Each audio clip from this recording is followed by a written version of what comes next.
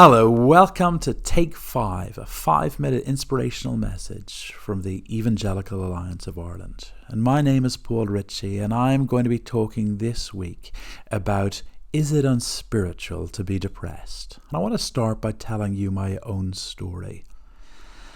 I suppose I wasn't someone who struggled with mental health issues until I was about 19 years old. I was in college, it was exam time, I was a young Christian, and I came across a reference in the Gospels to the unforgivable sin. Well, I can tell you, if you think you've committed the unforgivable sin, don't worry. The person who's committed the unforgivable sin has no interest in God, but I didn't know that. I was just scared.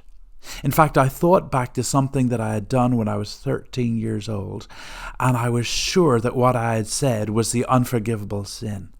For the next 12 or 15 years, there was rarely a moment that I wasn't thinking about that.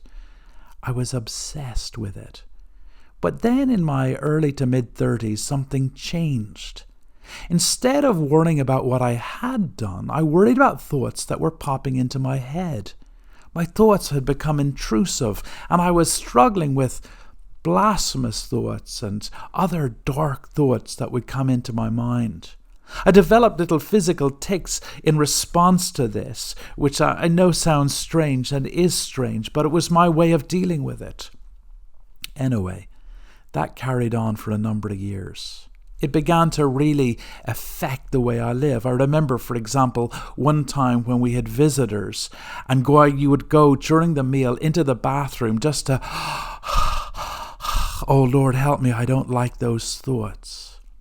By the kindness of God, there were 2 GPs and a psychiatrist in our church. I got to the stage where I said to my wife, I can't really go on like this, I need help.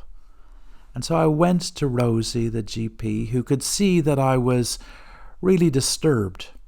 She gave me tablets to calm me down, and that night, Stephen, the psychiatrist, came to our house. He looked at me and heard what I was saying, and he said, you have 4 R's in your thinking. He says, your thoughts are repetitive, they're resistant, they're ridiculous, and they're repulsive to you. He told me about anti-thoughts, these thoughts that come into your head that don't reflect what we love, but are actually a response to what we fear. They're obsessions about things we dislike. I actually found that helpful to realize that my thoughts were not reflecting my heart, but things I hated. He told me I've OCD, obsessive compulsive disorder. Now, that was a big surprise to me because I always thought people with OCD were really tidy, and I'm not a tidy person. Just look at my car if you ever meet me. But I had OCD. Since then, I have taken tablets. I still take them. I go through, what is it called again? CBT, cognitive behavior therapy, that's it. And I've tried to make lifestyle changes. But about 10 years ago, I had a relapse into deep depression. One night we were watching the television as a family together. The kids were young, and all my old fears started to come back. I went upstairs. I started to shiver with anxiety and really shivered for the whole week. I was having a small nervous breakdown. I needed to take quite a lot of sedatives. And that lifted. But then a few weeks later, I was praying and a darkness came down over me and a depression came upon me that is deeper than any depression I'd ever experienced before. I lost my appetite. I struggled. I would sleep, but I would wake up really early in the morning and feel absolutely dreadful. And it was a struggle to get through the day. In fact, at the evening when it was just about livable with, I would hate going to sleep because I knew I'd feel the exact same way the next day. I lost all hope.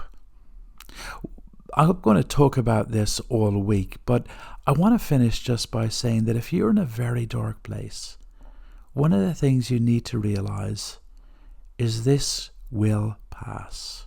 This too will pass. I've talked to lots of mental health professionals in that very darkest place. If you can just hold on, it will pass. It does pass. I'm not saying you'll never struggle with mental health issues in the future. I probably will myself. But that very darkest time does pass. So please don't give up hope. Anyway, this has been Take 5, an inspirational message from the Evangelical Alliance Ireland.